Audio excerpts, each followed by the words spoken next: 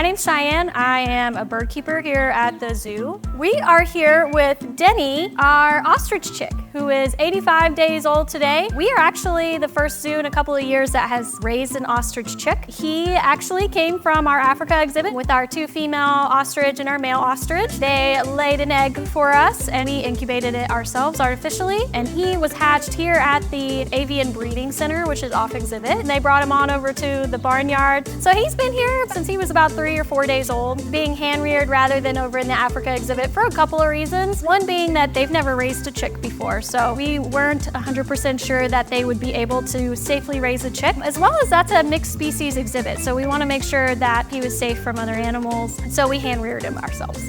So we named him Denny after our own Dr. Dennis here at the zoo. He's one of our vets. So Denny, when he was younger, he had a little bit of a quirk that he didn't really like his pelleted diet, which is where a lot of his nutrients and calories were coming from. So that was concerning. So Dr. Dennis kind of got creative for him and found a special mix of the water, pellets, and some of his greens that he eats, and he loved it. And ever since then, we had no problems with him gaining weight and growing and eating his food. So we named him in honor of Dr. Dennis. He gains probably half a pound a day, so he grows super, super fast. A lot of his weight is gonna be in those meaty legs, so you'll see like under those wings, actually has quite meaty drumsticks under there. What I actually realized too while raising him, I've learned a lot as a keeper, is he's got 2 toes, right, like all ostriches do, and they have 1 claw on that big toe.